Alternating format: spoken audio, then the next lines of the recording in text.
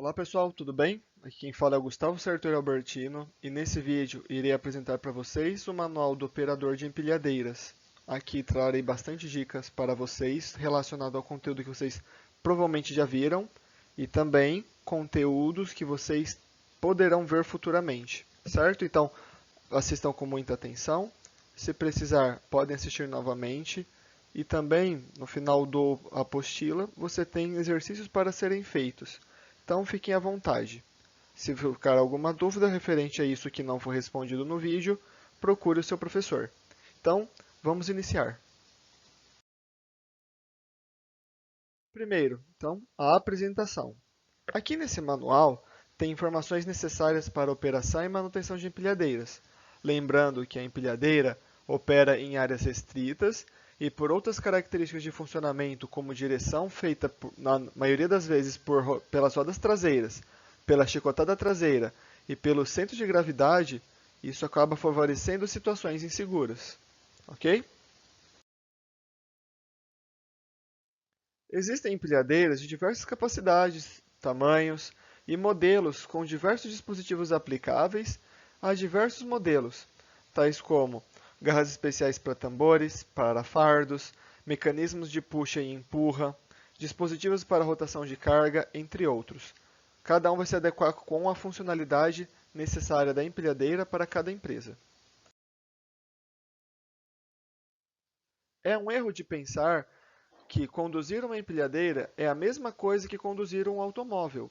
É claro que há operações semelhantes, mas uma empilhadeira é uma máquina especial designada a executar operações em que o grau de risco aumenta se o operador não tiver o completo conhecimento sobre o equipamento.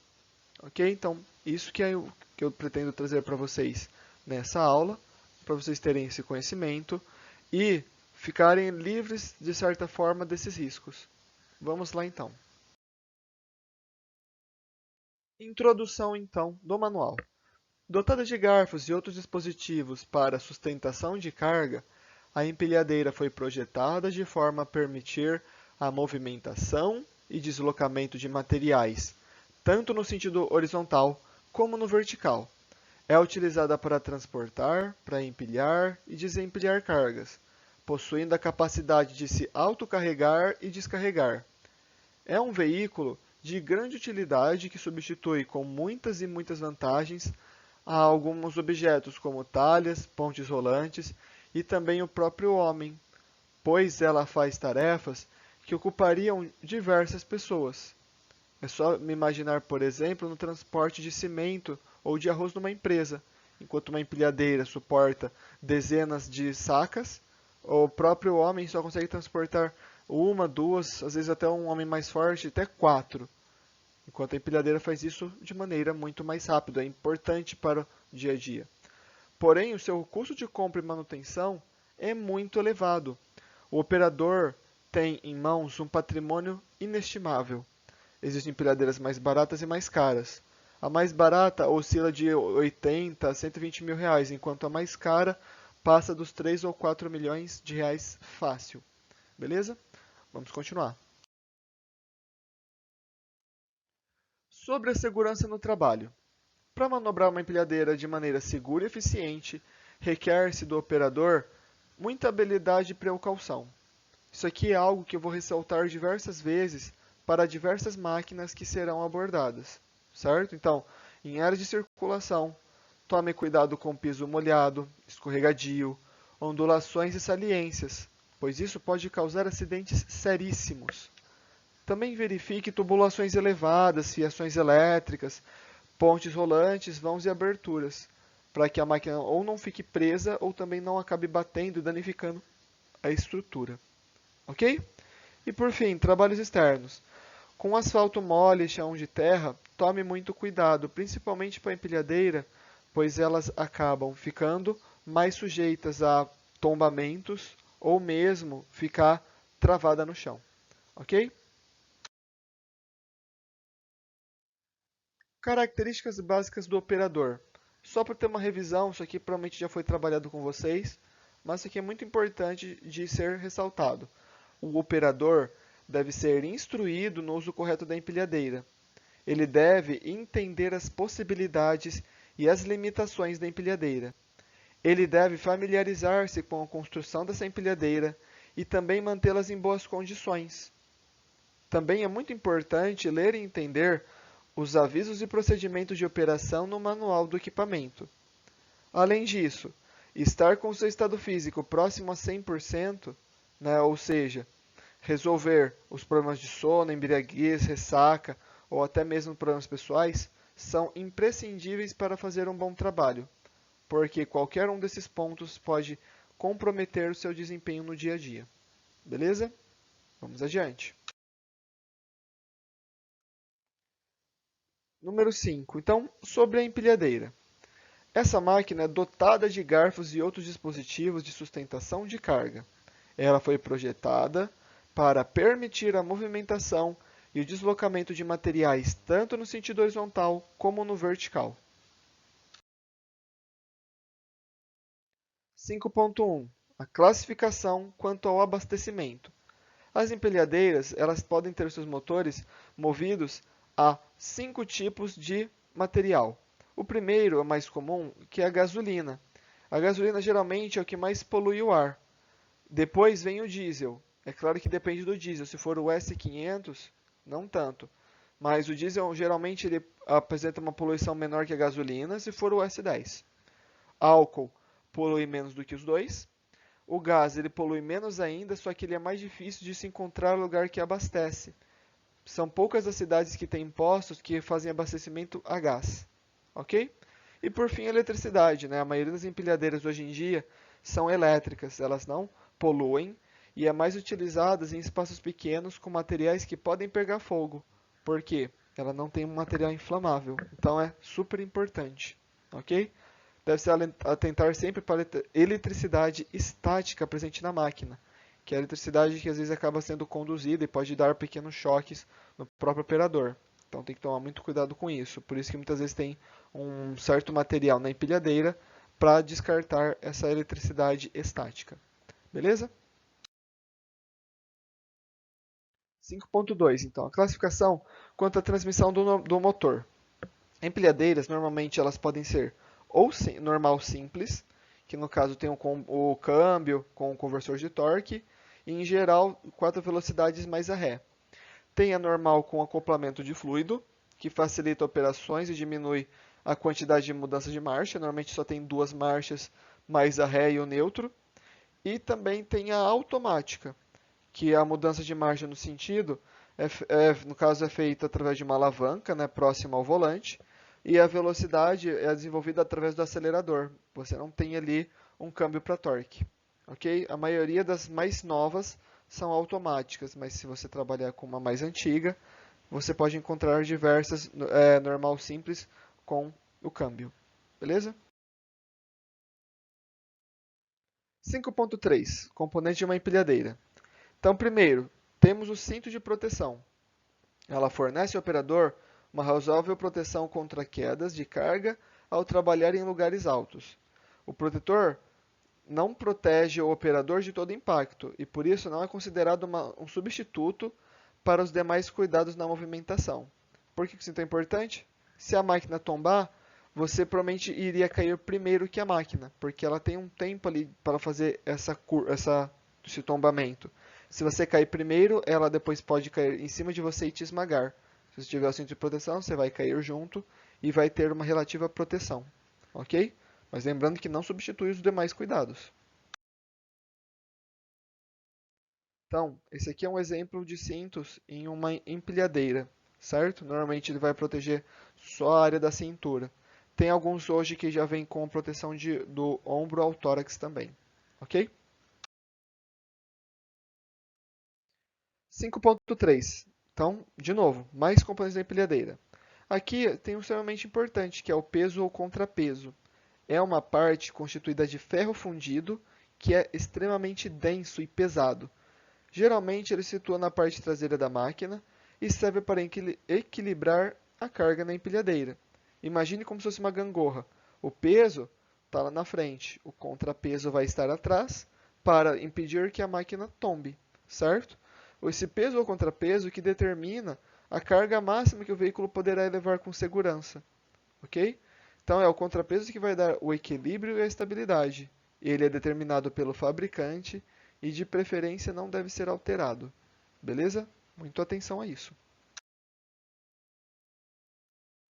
Então, essa é a ideia aqui do contrapeso, tá? O centro da carga vai ficar no garfo, na frente da empilhadeira. Temos ali a roda direcional, no caso a roda motriz na frente e a direcional atrás. O contrapeso geralmente vai estar acima da roda direcional, beleza? Carcaça ou chassi. Essa é a estrutura metálica que auxilia no contrapeso da carga, na proteção e resistência para os componentes da empilhadeira. Nada mais é do que a matéria que compõe a empilhadeira, ok? É o que dá a forma para ela. Então, observem, esse aqui é a carcaça ou chassi. Normalmente ele vem com um número de série específico para cada uma, para garantir que ela não é roubada, ok? Quarto item, o volante. Esse é o dispositivo de controle de direção do veículo. Como vocês conhecem de carro, ele pode ser girado tanto para a esquerda como para a direita. O volante tem que ser mantido sempre limpo e evitar utilizá-lo como apoio, como para subir na empilhadeira ou debruçar sobre ele para descansar. Ok? Para acionar a buzina, lembre-se que é só apertar o botão no centro do volante de direção. Para quem conhece carro, sabe que isso aqui é bem básico. Correto? Então, esse aqui é um exemplo da parte da frente da empilhadeira, que contém o volante e alguns outros recursos. Próximo ponto são as rodas de direção e as rodas motrizes. As rodas de direção são as rodas traseiras do veículo. Elas são utilizadas para controlar a direção do percurso, para onde que vai, para a esquerda, para a direita, vai ficar em linha reta. Já as rodas motrizes são as rodas que geralmente estão na frente, dianteiro do veículo e proporcionam o movimento e a potência ao veículo para poder fazer esse movimento de deslocamento. Ok? Percebam aqui um exemplo, no caso das rodas da empilhadeira. A da frente é visivelmente bem maior do que a de trás. Então, a da frente é a que vai fazer força para a máquina, é a que vai transmitir tração. A de trás é a direcional. Normalmente é por ela que você vai sempre se guiar. De frente do carro, a direcional é na frente, certo? Então, por a direcional da empilhadeira ser atrás, o esquema de direção é diferente. No dia da atividade prática, vocês vão perceber muito isso, ok? Vamos adiante. Pneus. São os componentes que revestem as rodas e é utilizado para o deslocamento da empilhadeira. Podem ser maciços ou com câmaras de ar. Se for com câmara de ar, essa pressão dos pneus gira em torno de 100 libras, justamente por causa da pressão que está sobre as rodas do peso, ok? Depois temos a torre de elevação. A torre contém um mecanismo para as operações de levantamento e de abaixamento. É ela que permite o movimento vertical do conjunto de elevação. Ela também pode fazer movimentos laterais, mas não vamos ver isso aqui agora. Aqui está um exemplo da torre de elevação. Percebam que ela tem diversos mecanismos que fazem com que a carga possa subir ou descer. Beleza? Vamos adiante. Aqui então agora vamos ver o encosto para a carga.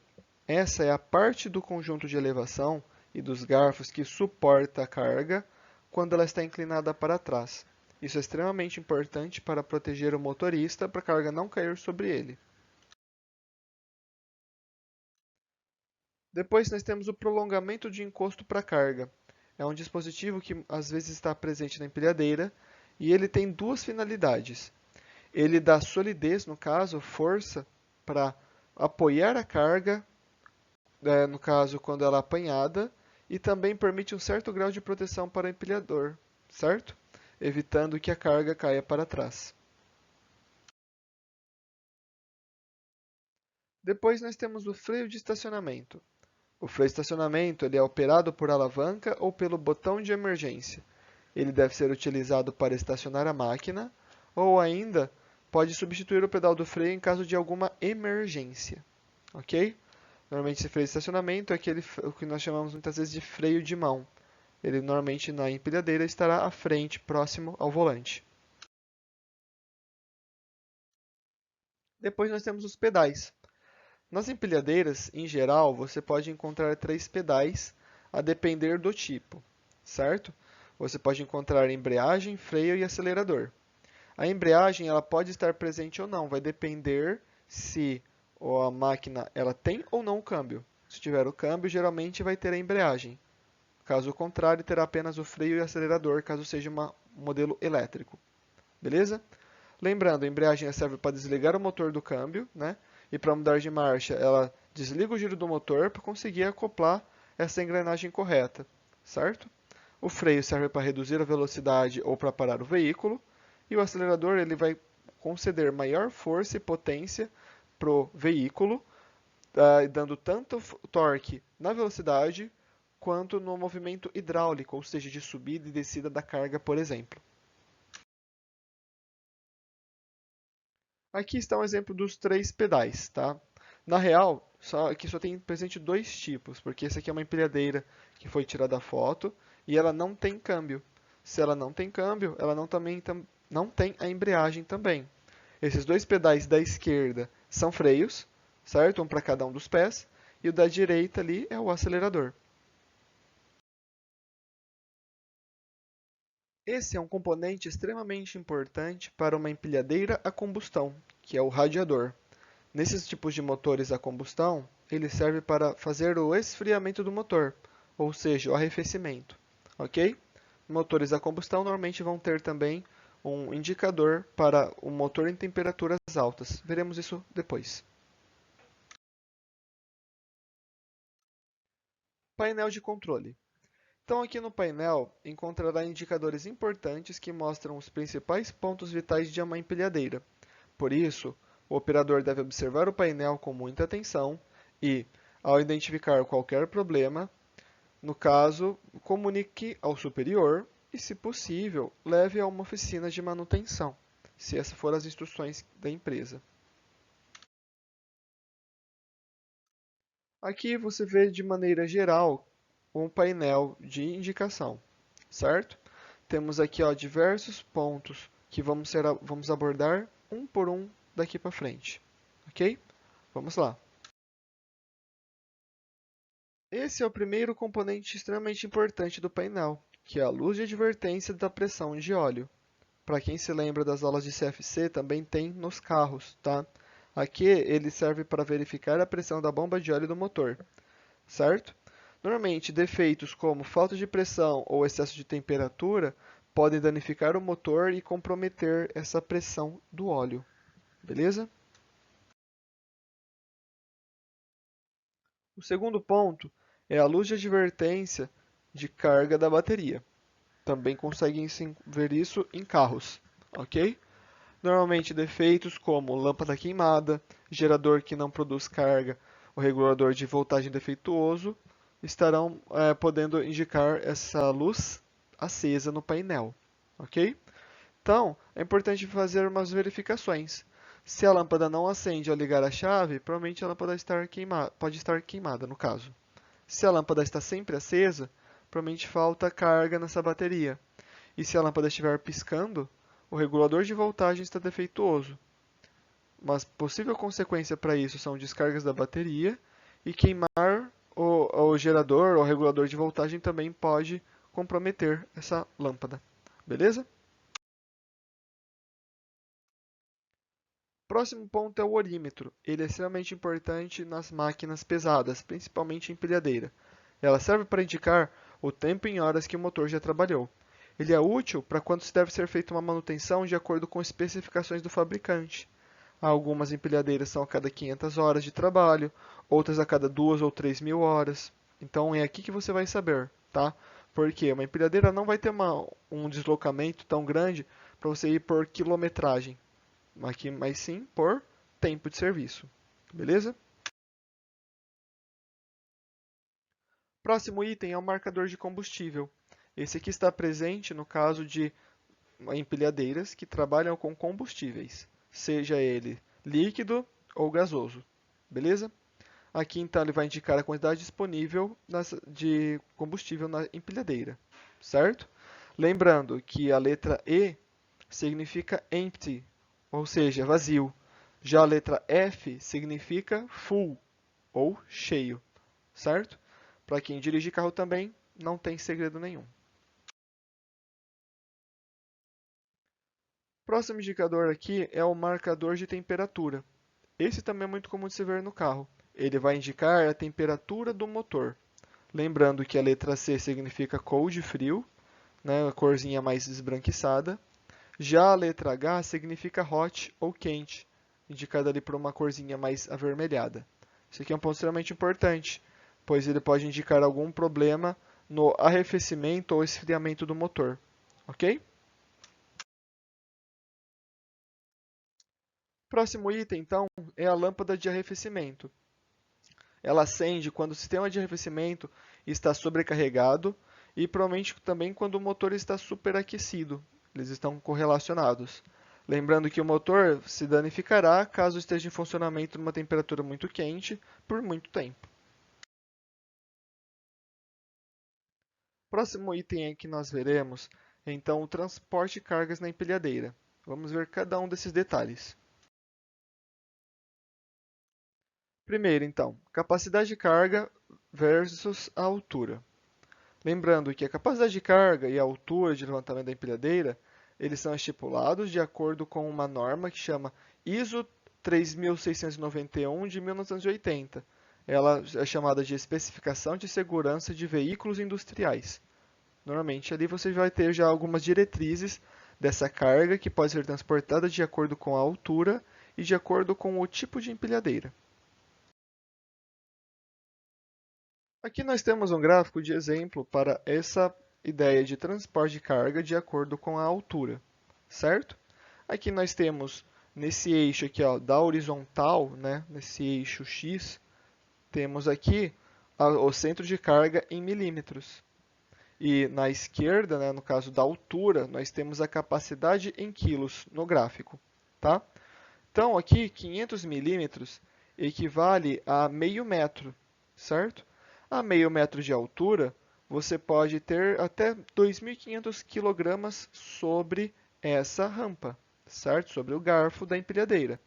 Conforme a carga vai se elevando, menor é a carga que ela suporta, certo? Para uma altura de mais ou menos 1,2 metros, a carga ela já reduz para mais ou menos 1.200 kg. Então, por isso que é importante estar atento, porque não subiu nem um metro direito de altura e a capacidade dela já caiu pela metade. Isso é extremamente importante de ficar atento, beleza? Princípios físicos, então, para o funcionamento da empilhadeira, né? Esse princípio ele é pensado no caso de dois pesos balanceados através de um pivô, que é o princípio da gangorra, ok? Para que esse princípio funcione na empilhadeira, a carga e o garfo devem estar balanceados com o peso da empilhadeira. A localização do centro de gravidade e da carga também é um fator muito importante. Eles vão dizer se ela aguenta ou se ela vai tombar com esse peso, ok? O princípio básico é utilizado para levantar as cargas. A capacidade de uma empilhadeira para manusear as cargas é função do centro de gravidade e estabilidade frontal, ou seja, da frente, e lateral, dos lados. Ok? Então, ó, imaginem aqui, nós temos então dois pesos, no caso o peso e o contrapeso, e um pivô central, que seria a roda motriz, justamente equilibrando esses dois pesos e permitindo que a máquina se sustente de maneira plana. Beleza? Próximo item, então, é o centro de gravidade. O que é esse centro de gravidade? Para quem se lembra do ensino médio das aulas de física, nada mais é do que o ponto central de equilíbrio desse objeto, ok? Imagine, por exemplo, na sua mão o seu celular. Se você colocar, por exemplo, no caso, os dois dedos bem no centro dele, você consegue equilibrar sobre a sua mão. Esse é o centro de gravidade. A mesma coisa vale para uma empilhadeira. Ela tem o seu centro de gravidade. É o ponto geral que você consegue fazer o equilíbrio da máquina. Se esse ponto sair para fora das dimensões da máquina, ela irá tombar, ok? Lembrando que uma máquina carregada ela tem um novo centro de gravidade que é chamado de centro de gravidade combinado, tá? Que é a combinação do peso da máquina com o peso da carga. Então aqui dá para ver certinho. Ali na garfo você consegue enxergar aquela bolinha que diz o centro gravitacional da carga. Ali no meio da empilhadeira você consegue enxergar o centro de gravidade da empilhadeira. E o centro de gravidade combinado está sobre aquele triângulo. É o triângulo que nós chamamos de triângulo de equilíbrio, certo? Ele normalmente vai na linha central das duas rodas motrizes e do centro das rodas direcionais que está atrás, na parte de trás da empilhadeira. Conseguimos montar esse triângulo. Se o centro de gravidade se deslocar para fora desse triângulo, a máquina ficará instável e poderá tombar. Beleza? Muito cuidado com isso. Estabilidade, então. O que seria a estabilidade de uma empilhadeira? Nada mais é do que a posição do centro gravitacional, pensando de quando a máquina está combinada, certo? Ou seja, quando ela está carregada. Quando você combina essas informações, você vai ver se a máquina está estável ou instável. Se ela estiver dentro daquele triângulo que foi mencionado, ela estará com uma estabilidade. Então, essa é a ideia, o triângulo de estabilidade. Aqui nós temos, então, o centro de gravidade do veículo sem carga e o centro de gravidade do veículo com carga máxima teórica. Ok? Se ele passar dessa linha das rodas motrizes, provavelmente a máquina irá tombar para frente. Se o operador tentar pegar uma mercadoria com um peso acima do limite, sem obedecer à diminuição de peso relativo ou ideal sobre a altura da máquina, a altura que ele será erguido, poderá comprometer a estabilidade frontal da empilhadeira, fazendo com que ela tombe para frente. Esse é um exemplo da situação descrita. Aqui nós temos uma empilhadeira que excedeu a sua carga e acabou tombando para frente. 6.5. Carregamento ideal para o transporte. Para manter a carga bem firme para o transporte seguro, o ideal é que o comprimento do garfo atinja pelo menos 3/4 da profundidade da carga, ou seja, 75%. Isso aqui é algo que você vai pegando no dia a dia. Se a carga ela tiver um comprimento de 1 metro, o garfo ele teria que ter pelo menos 75 centímetros para conseguir ter o centro dessa carga sobre os garfos. Tá bem? Então, essa é a ideia da situação descrita. Observe que eu peguei a carga e dividi ela em 4 partes iguais. O garfo tem que passar pelo menos dessa terceira parte. A partir disso, ela já terá uma certa estabilidade. Ok? Quando elevamos ou inclinamos a carga, o centro de gravidade muda de posição. Além disso, também muda o equilíbrio da carga. Assim, para certos deslocamentos, o ideal é inclinar a pá para que a carga não deslize para frente nem para trás, sofrendo risco de cair da pá ou ainda acelerar ou frear a máquina, certo? Então aqui ó, é de novo esse mesmo ponto. Observe ali que o centro de gravidade ele está sobre o garfo e se você fizer qualquer deslocamento, ele poderá sair para fora da máquina, sair para fora do garfo. Isso pode comprometer a estabilidade, beleza? Muita atenção. Então, ó, percebam, fizeram uma inclinação para cima. Esse centro ele vai se aproximando do centro da máquina. Isso é bom, ele auxilia na estabilidade. Capacidade de peso e centro de cargas. Então, a capacidade da empilhadeira, como eu já disse, ela está, então, primeiro, identificada numa plaqueta de identificação da empilhadeira, e a capacidade, como já foi dito também, é dada pelo peso e pelo centro de carga para uma certa altura de elevação. Lembrando que o peso ele é especificado em libras ou em quilogramas, depende da empilhadeira, depende de onde ela foi produzida. E o centro da carga em polegadas ou em milímetros. No Brasil, normalmente você vai enxergar muito mais em milímetros, certo? Normalmente porque vai acompanhar uma fita métrica. A capacidade é o peso máximo de uma carga que pode ser transportada pela empilhadeira. Lembrando que a carga deve pesar menos do que o peso máximo do centro de carga, né? Evite sempre ficar nesse limite. O ponto central de uma carga é determinado pela localização do seu centro de gravidade. O centro de carga mencionado na plaqueta de identificação é a distância horizontal entre a face dos garfos ou a face do acessório e o centro da gravidade da carga da posição do centro da carga e tal, mesma coisa na horizontal, ok? Então, nada mais é aqui um resumo do que eu já falei para vocês, tá? O centro, então, ele vai estar basicamente indicado e também vai ter um certo desenho que indica ali cada um dos acessórios, como isso contribui ou não para a empilhadeira, ok? É mais isso que vocês têm que ter essa noção, tá? Não precisa ficar decorando essas informações. Então, observem aqui uma carga que ela foi elevada a uma altura de mais ou menos 5 metros, tá? Então, percebam que conforme vai se elevando esse centro de gravidade combinado, ele vai também subindo e vai se deslocando para fora da empilhadeira. Quanto mais para fora, mais instável é essa empilhadeira, ok? Antes de manusear uma carga, o operador deve verificar se a mesma está também na capacidade da empilhadeira, porque senão você poderá ter que fazer diversas alterações no seu manuseio. Agora vamos falar um pouco sobre a operação da empilhadeira em si. No início do turno de trabalho, antes de iniciar a operação, o operador deverá checar diversos itens do equipamento para ter certeza que estará operando com segurança, para também evitar danificar o mesmo e também não comprometer a sua saúde física.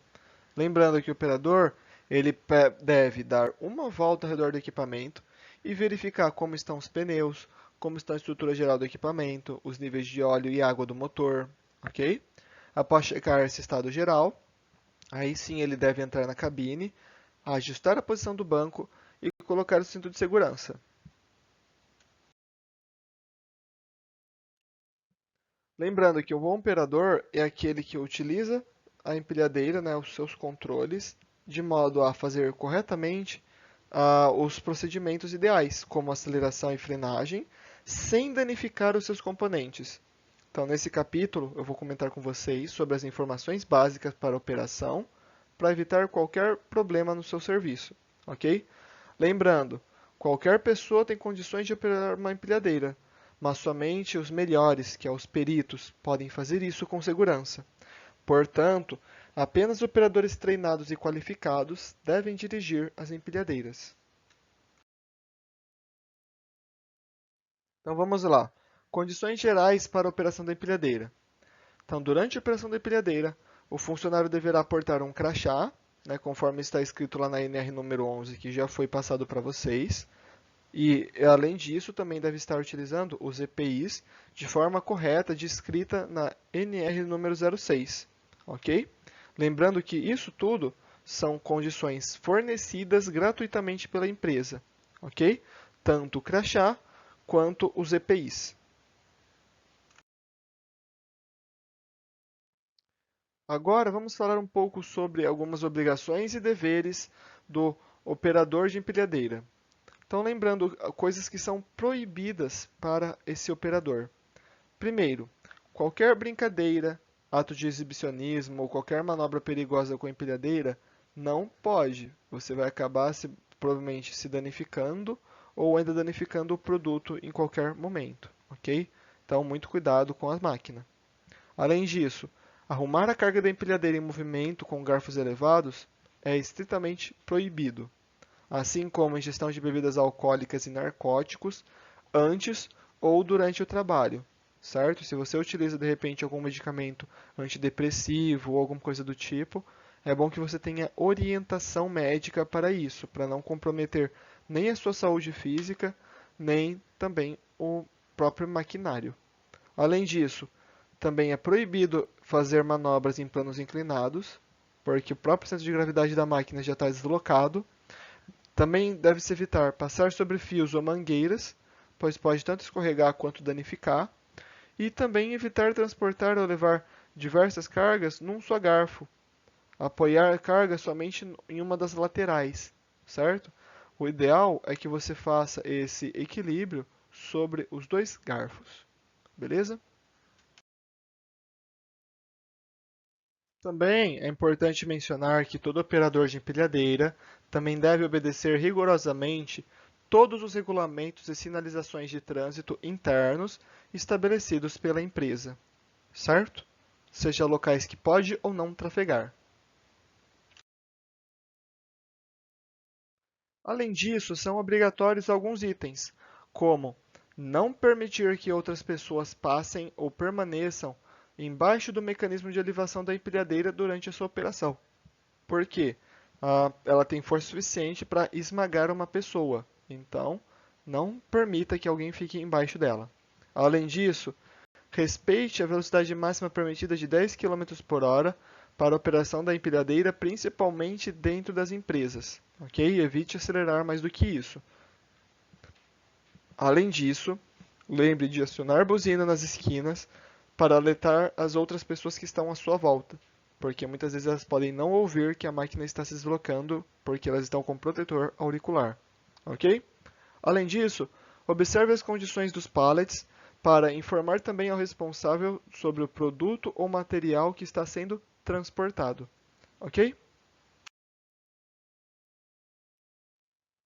Além disso, também são obrigatórios, quando você estacionar a máquina, primeiro, puxar o freio de estacionamento, perdão, primeiro abaixar os garfos, depois puxar o freio de estacionamento, após isso fechar a válvula de gás, esperar o motor parar, desligar a chave de ignição e colocar a empilhadeira, no caso quando ela parar, em um plano inclinado, ok?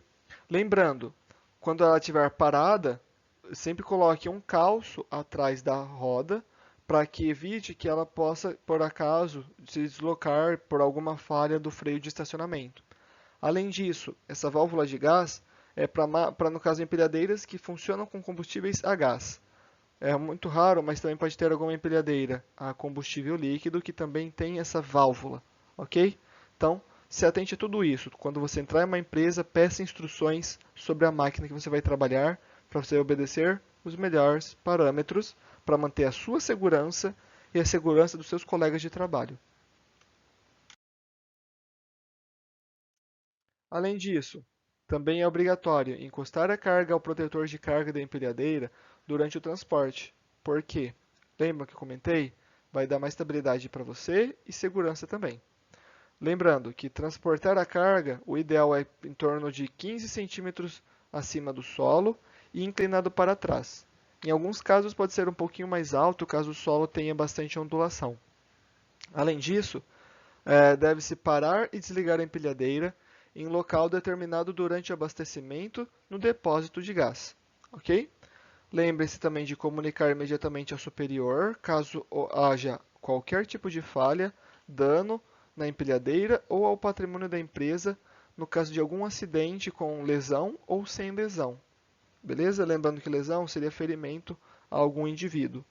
Além disso, verificar nos recipientes de produtos químicos e líquidos inflamáveis a segurança da tampa, bem como a existência de vazamentos e outras possíveis irregularidades que podem potencializar aí um acidente ou de repente um incêndio, beleza? Lembrando também que se essa máquina estiver se deslocando em vias públicas, dar preferência a pedestres e outros veículos, justamente porque a empilhadeira se desloca numa velocidade mais lenta. Agora vamos falar um pouco sobre inspeção pré-operação. Como que você vai verificar, né, no caso, a cada um dos itens? Lembrando que a verificação com a chave de contato ela é desligada. Você vai fazer um exame da empilhadeira antes de utilizar todos os dias, conforme foi descrito anteriormente. Ver as rodas, ver o estado geral dela, ok? Bom, depois disso, você vai verificar também o nível do combustível, o nível de eletrólito da bateria, a não ser que já tenha uma pessoa responsável para fazer a manutenção dessa bateria. Verificar também o nível do óleo do motor e do tanque hidráulico. Verificar o nível de refrigeração dos sistemas e condições das correias de transmissão. Verificar a condição do radiador e limpar se for necessário, caso esteja com muito pó. E também deve-se verificar a condição dos garfos, né, seja da parte do carro suporte, das correntes, do quadro de elevação e do protetor do operador. Também verifique se não há nenhum vazamento no motor, na transmissão, no sistema hidráulico ou também no sistema de combustão. Olhar também e observar com bastante cautela as condições das rodas e dos pneus e ver se a tampa de segurança está travada. Então vamos lá. Vamos ver cada um desses itens com mais calma. Os operadores de empilhadeira, então, eles devem ser treinados e qualificados. Isso é importante para preparar o operador para situações imprevistas e inesperadas. Então, em primeiro lugar, isso significa que o operador precisa estar autorizado a dirigir a máquina. Depois, ele deve conhecer perfeitamente as técnicas dessas máquinas. E, por último, ele deve deve ser uma pessoa experiente para dirigir a empilhadeira. Se não o for, é bom que ele tenha alguém para poder guiá-lo nessas operações de transportes antes de começar a operar por conta própria, certo? Isso é extremamente importante. Depois disso, é bom só citar que a empilhadeira ela deve ser operada apenas em áreas designadas. Evitar operar com ela em lugares inapropriados ou ainda perigosos. Tem algumas áreas que pode haver alguns estoques de líquidos inflamáveis, poeira, concentração de gases, explosivos ou qualquer outro material perigoso. As empilhadeiras que trabalham nessa área, elas precisam ter uma aprovação especial para garantir que evite essas explosões. Beleza, pessoal? Também é importante falar que é expressamente proibido levar passageiros na empilhadeira.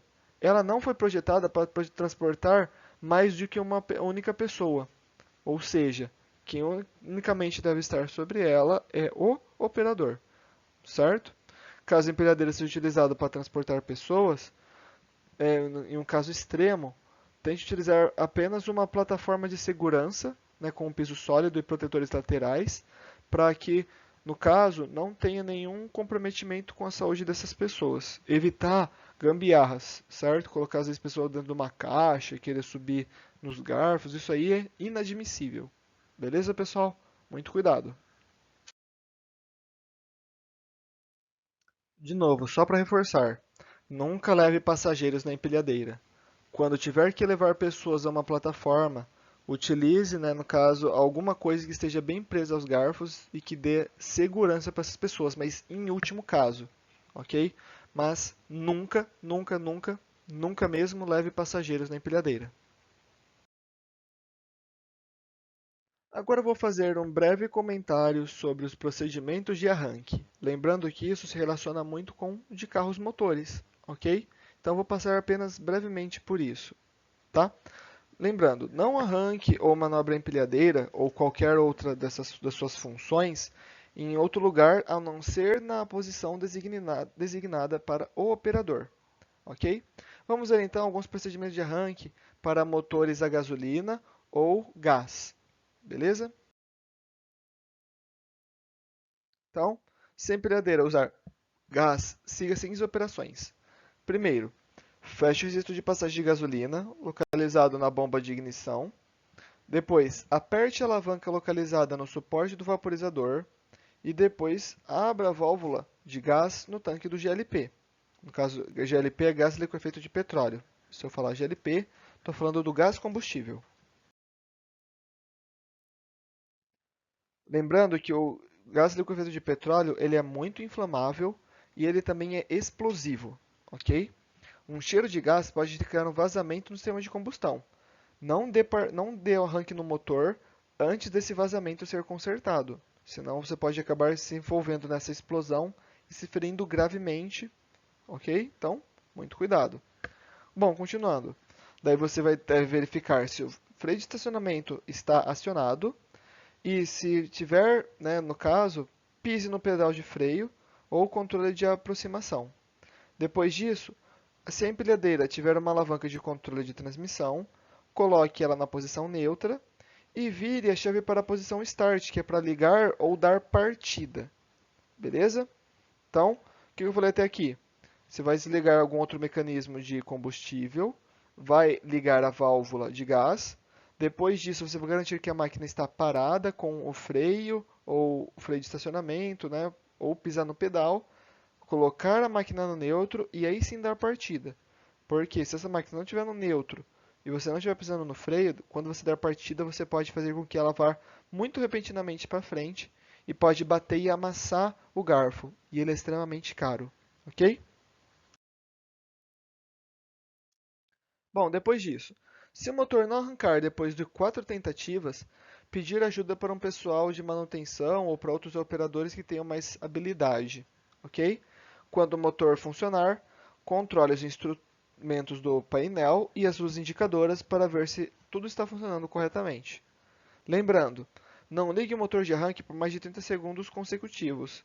Se o motor não arrancar, volte a chave para a posição desligada, espere um minuto e depois tente de novo, ok? Bom, agora procedimentos para arranque do motor a gasolina ou diesel. Então, de novo, verificar se o freio está puxado. Depois, se ela tiver uma alavanca de transmissão, colocar na posição neutra. Depois disso, gira a chave para a posição on, ou seja, dá a partida para poder aí sim ter o arranque aí dessa máquina, ok?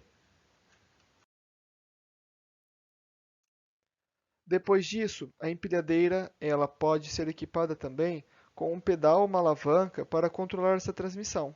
Se ela tivesse pedal, no caso o câmbio, pise para o lado esquerdo para andar para frente ou no direito do pedal para andar para trás. Isso aí dependendo do mecanismo que ela é feito, ok? Se ela tiver uma alavanca de controle de direção, empurrar a alavanca para frente para andar para frente. E no caso, também puxar a alavanca para trás para andar para trás. Isso vai de tudo de acordo com a empilhadeira, por isso que é importante.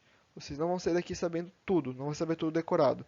Chegou lá, veja qual é a empilhadeira, peça as instruções e aí sim comece a manusear. Bom, então só uma consideração sobre deslocamento lento. Lembrando então que a máquina ela permite uma marcha lenta, né, no caso do deslocamento lento, para manter também altas rotações do motor para funcionamento do mecanismo de elevação, que é extremamente importante. Lembrando que ao fazer uma curva, deve-se diminuir a velocidade nessas curvas. Por quê? A empilhadeira ela pode tombar mesmo estando em velocidade baixa, caso faça uma curva muito fechada, ok? Lembrem-se que a estabilidade da empilhadeira diminui com garfos elevados, seja com ou sem a carga, tá? Principalmente se tiver com carga. Lembrando que os operadores, eles entendem a necessidade normalmente de manusear a empilhadeira carregada com a carga na posição mais baixa possível. Porém, alguns não compreendem que uma máquina sem carga é mais fácil de tombar. Por quê?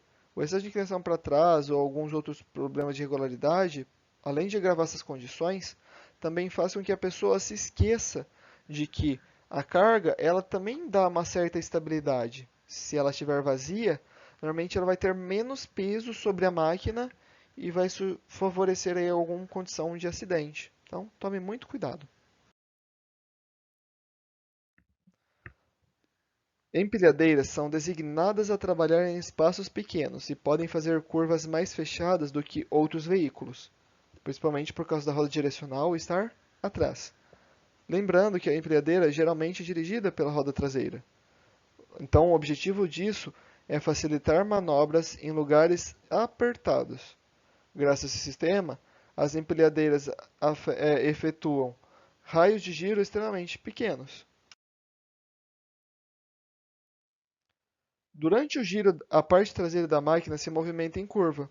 Esse movimento nós chamamos de chicotada da máquina, ok? Ou ainda chicotada traseira da máquina. Operadores devem se acostumar com esse movimento, sempre tomando cuidado para que tenha espaço suficiente para a chicotada traseira da máquina, ok? A chicotada traseira, no caso, ela pode ser evitado caso você não faça curvas em rampas, porque isso compromete a estabilidade da empilhadeira.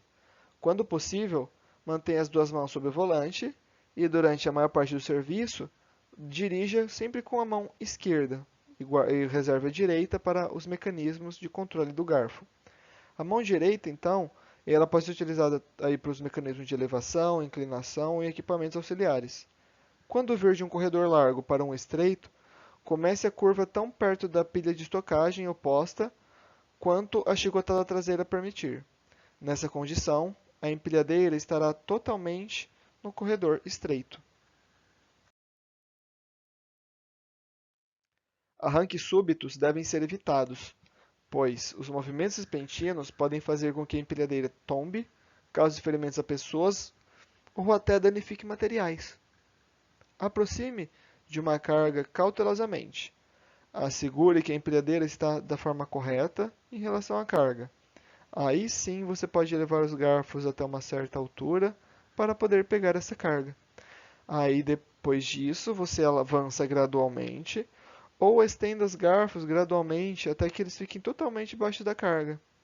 Feito isso, tem que se lembrar que os garfos devem ter pelo menos 2/3 ou ainda 3/4 do comprimento da carga, conforme já foi citado.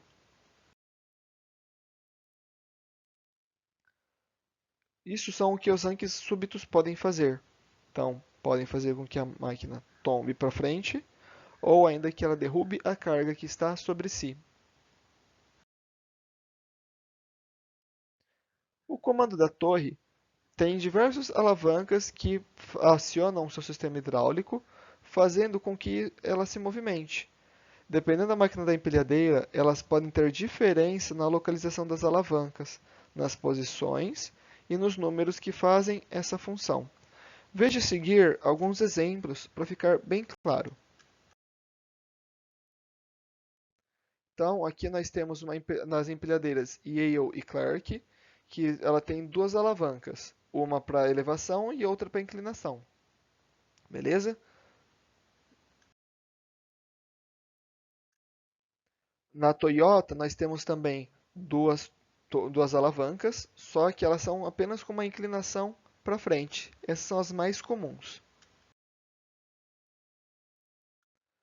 A empilhadeira Rister, ela tem uma única alavanca que ela vai ser controlada com deslocamentos para esquerda baixo, esquerda acima, direita abaixo, direita acima. Isso é o que vai indicar se ela vai abaixar ou levantar a torre, ou inclinar para frente, inclinar para trás. Ok? Também temos a caixa de câmbio, que é o conjunto de engrenagens que serve para mudar velocidades e o sentido de movimento do veículo. Isso vai depender se do tipo de empilhadeira. Lembram que eu comentei se ela é simples ou se ela é automática? Normalmente nas simples elas vão ter essa caixa de câmbio. A alavanca de câmbio nada mais é do que as alavancas que estão mudando a marcha de acordo com a necessidade de velocidade. E dependendo da marca da empilhadeira, elas têm diferença na localização, no número de marchas, nas alavancas e nas posições. Ok? Vejamos a seguir aqui alguns exemplos. A empilhadora Yale, diferente das demais, ela tem uma alavanca situada perto ao operador, que comanda as duas marchas para frente e duas para ré. Ok? Já a Toyota, ela tem duas alavancas, uma para a transmissão das marchas e outra para a direção. Então, por exemplo, a esquerda ela controla se vai estar na primeira ou na segunda, ou no neutro, e a da direita controla se ela vai para frente ou para trás. Já a empilhadeira Rister, ela tem uma alavanca de reversão próxima ao volante, que diz se vai para frente ou para trás, e tem uma alavanca à direita do operador, que vai dizer qual a marcha que ela estará, primeira, segunda, terceira, quarta ou o neutro. A empilhadora Clark também é bem semelhante. Ela tem essa também a alavanca de reversão, só que ela só tem duas marchas. Observe, cada empilhadeira tem o seu próprio esquema. Tente aprender o tipo da que estiver operando no trabalho para não ter confusões e nem surpresas. Não precisa ficar decorando isso aqui agora, tá? Nenhum empregador vai te cobrar isso. Agora vamos falar um pouco sobre os símbolos utilizados no comando hidráulico. Normalmente, o símbolo de levantar o garfo ele está na ponta dele, indicado para cima. Para abaixar, já é a mesma coisa indicado para baixo. Para inclinar para frente, vai mostrar essa inclinação para o chão. Então ele vai falar para inclinar ele na direção para frente ou o mesmo para trás. Também tem o deslocamento lateral do garfo, que está mostrando que está empurrando para frente, no caso para a esquerda, né? E para a direita. Também tem movimentos para a rotação do garfo para a esquerda e direita, dependendo do tipo de empilhadeira.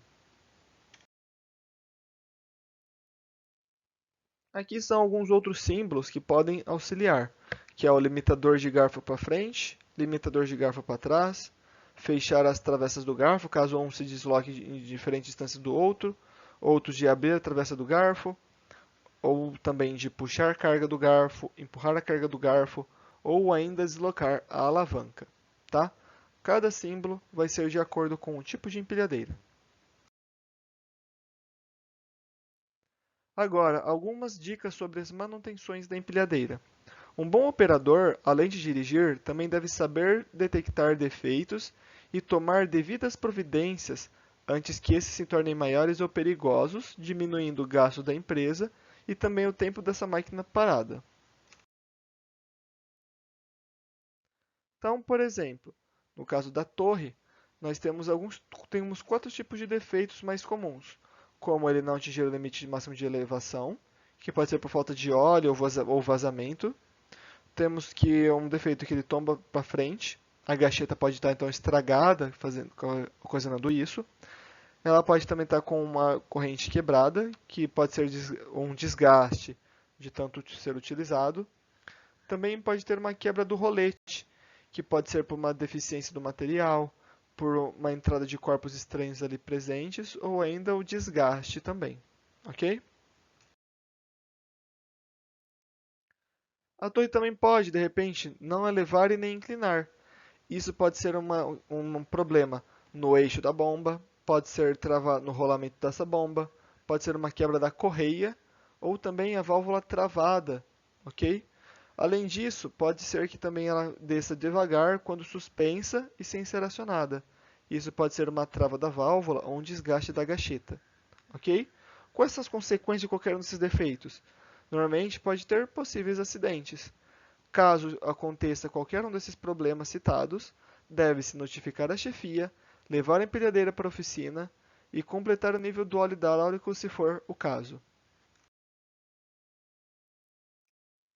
Já para o volante, normalmente ele pode estar duro ao movimentar. Isso pode ser problemas na regulagem do óleo, na quebra da corrente da bomba ou ainda quebra do terminal do pistão. Tudo isso pode interferir no volante, ok? Uma consequência direta é uma dificuldade em manobrar a empilhadeira, limitando muito o seu movimento. Pode também ter problemas nos pedais, ok? Pedais como, por exemplo, na embreagem. Se ele tiver com muito ou sem folga, pode ser só uma desregulagem. Agora, se ele tiver com o disco gasto ou rolamento gasto, pode ser um uso excessivo, sem a folga. Pode ser também dirigir com o pé apoiado ou ainda uma má lubrificação do rolamento, ok? A consequência está em dificuldade para engatar as marchas e também, no caso, dificuldade em ter saída de onde a máquina está parada. Caso tenha qualquer desses problemas, notifique a chefia e leve a empilhadeira para a oficina. Caso o problema seja no acelerador dessa vez, nós podemos então entender que os defeitos podem ser uma dificuldade para acionar o acelerador, e porque quando isso faz, não altera a rotação do motor, ou ainda o motor está muito acelerado, ok? Isso daí tem como causas ou a quebra da haste, ou molas soltas ou quebradas, ok? As consequências, então, são impossibilidade de trafegar com a empilhadeira, pois você não consegue transmitir a aceleração para ela. E para você fazer, o que você deve fazer, caso isso aconteça com você, é notificar a chefia e chamar o mecânico, porque a máquina nem sequer se desloca para nenhum lugar, ok? Se o defeito for nos freios, isso pode significar uma coisa muito complicada, que é nada mais do que a perda total dos freios, né, que pode ser ou por vazamento de fluido, ou problemas na tubulação, ou uma perda parcial dos freios, que pode ser as lonas, né, no caso as sapatilhas lá, excessivamente gastas. Ok? Se o defeito for no freio de mão, ele normalmente vai apresentar um não travamento das rodas. Isso pode significar uma quebra do cabo de aço ou uma desregulagem, certo? Uma consequência direta são possíveis acidentes, e na quebra do cabo, você pode levar a empilhadeira para a oficina e notificar a chefia. Caso contrário, você pode muito bem também colocar calços na roda enquanto o mecânico se desloca para lá, ok? Aqui alguns defeitos possíveis em pneus. Isso aqui é mais comum também para carro, então fiquem tranquilos. Então, pneus cortados ou furados, com desgaste excessivo, com vazamento de ar, ou qualquer outra coisa do tipo, você daí pode causar diversos problemas no seu uso, tá? Então, em todo caso, se for um pneu com certo desgaste ou que eles estão com uma baixa pressão de ar, você pode corrigir levando para um lugar para calibrar esse pneu.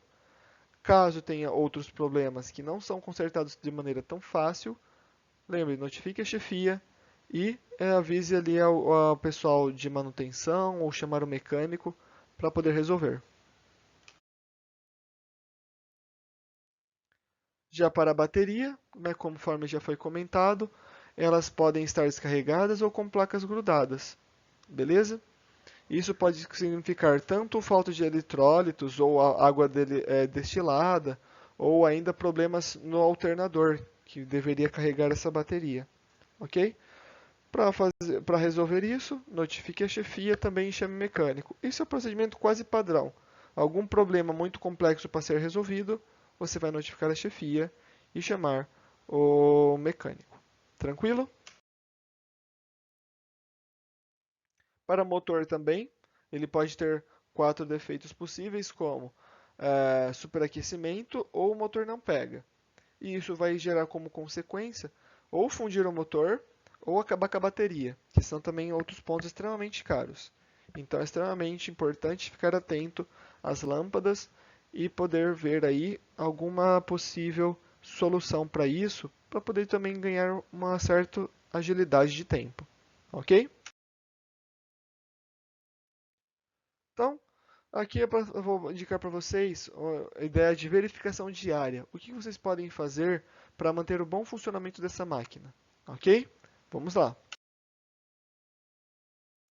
Então, primeiro, para verificar a bateria, né, caso algo você não saiba, é só retirar as tampas, verificar se a água está cobrindo as placas, lembrando que tudo desligado, senão você vai tomar um choque fatal. Então, daí você tira as tampas, verifica se a água da bateria cobre as placas, aí você pode completar o nível da água com água destilada, caso necessário. Lembrando, tem que ser destilada. Se for água normal de torneira, você vai estragar a bateria. Além disso, você pode também movimentar os cabos e verificar se não tem nenhum solto ou danificado. E, se tiver alguma irregularidade em cada um desses pontos, você pode avisar o mecânico. Ok? Então, aquele ali é basicamente o ponto que você pode fazer a retirada para verificar o nível de água. Ok? O óleo do cárter, né, no caso, nada mais é do que o óleo da parte hidráulica, ele basicamente você pode fazer igual se faz em carro. Você retira a vareta, limpa ela com um pano limpo, depois você introduz a vareta até o fim da onde você tirou ela. Aí você vai tirar ela de volta e ver se o nível que ela se encontra está entre os dois traços superiores da vareta. Se estiver necessário, né, você vai completar esse óleo do cárter com o óleo que nós chamamos de óleo CA20 3040, certo? Ele normalmente vende-se em alguns tipos de oficinas industriais, ok? Isso daí, então, você vai ser feito caso o nível estiver abaixo do traço inferior. Aqui, então, é um lugar possível para você identificar esse óleo hidráulico, tá? Você vai fazer da mesma forma que o óleo do cárter.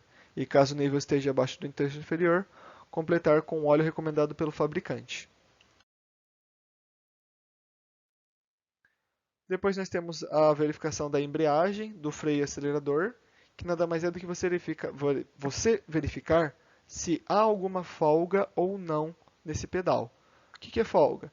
É você apertar ele e com pouca força você conseguir deslocá-lo. Tá? Isso pode ser comprometedor porque se você tiver com muita folga nele, quando você estiver utilizando, o pedal ele nunca deve encostar na sola da empilhadeira. Se ele tiver com muita folga, provavelmente ele vai encostar. E qual que é a consequência disso? Para um freio, por exemplo, se você precisar ir até o final, provavelmente até o final você não utilizou a capacidade máxima do freio. Isso pode possibilitar um acidente. Beleza? Depois disso, você pode verificar também a quantidade de combustível. Isso é extremamente mais simples de ser feito. Eu acredito que todo mundo saiba fazer isso, que é nada mais ver do que se o nível de combustível está num nível recomendado, tá? O ideal seria que você mantenha da metade até o completo para um dia inteiro de serviço, ok? Para empilhadeiras que tem, no caso funciona a botijão de gás, recomenda-se que você mantenha um botijão reserva na empilhadeira, ele já tem o próprio lugar destinado para esse armazenamento, ok? Então observe, nessa empilhadeira mesmo, você tem ali um tanque que está sendo utilizado e outro que está basicamente parado acima como reserva, ok? Assim, se der algum problema na máquina, você não vai ficar à deriva, né? Totalmente sem o que fazer enquanto não chegar um novo tanque, ok? Por fim, o painel. Verifique se todos os instrumentos estão funcionando normalmente com o motor ligado, né? Seja das alavancas de câmbio e qualquer outro mecanismo. Depois, verifique os pneus também, né? No caso, como já foi dito, ver se eles estão em boas condições e ver se, caso ele for de câmara de ar, se ele está com uma pressão adequada, tá? Para fazer essa aferição da pressão, muitas empresas disponibilizam esse barômetro, né, que ele vai verificar ali a pressão, ok? Nele, então, você retira a tampa da válvula do pneu, pressiona o bico com o calibrador e faz a leitura, tomando como referência a borda do corpo. E se for necessário, você pode ir até onde tem a bomba de ar e fazer o enchimento desse pneu. E esvaziar caso a pressão esteja muito acima. Beleza, pessoal? Então aqui ó, uma comparação de qualidade dos pneus. À esquerda um pneu muito bem funcionando, à direita nós temos um pneu extremamente gasto. Por fim, nós temos o radiador, né, que é basicamente a parte da colmeia e da água. Lembrando, para verificar isso, utilize luvas, porque ele costuma estar sempre muito quente. Tá? Abra a tampa até o primeiro estágio para aliviar a pressão. Aí depois você retira a tampa e verifica o nível da água do radiador sem colocar o dedo. Depois você pode completar com água, se for o caso. E também verifique se a coluna do radiador está suja. Se ela estiver suja, aí você pode passar ar comprimido, nunca jogue água, tá? E se o motor estiver superaquecido, desliga o veículo e chame a manutenção. A seguir, mostrarei para vocês um modelo de uma tabela de observações diárias que deverá ser preenchido em diversas empresas. A maioria segue algum esquema parecido com isso, em que o operador deve preencher. Observem. Então aqui nós temos a tabela de observações diárias. Aqui você preenche o número da empilhadeira, o orímetro, o operador e o chapa, certo? Cada um tem o seu próprio número. O departamento que pertence à empilhadeira, a data que foi feita, o início e o término de horário que foi feito essa observação. ok? Aí lá você vai conferir água da bateria, cabos da bateria, água do radiador, nível do óleo do cárter, nível do óleo hidráulico e assim por diante. Veja outros itens.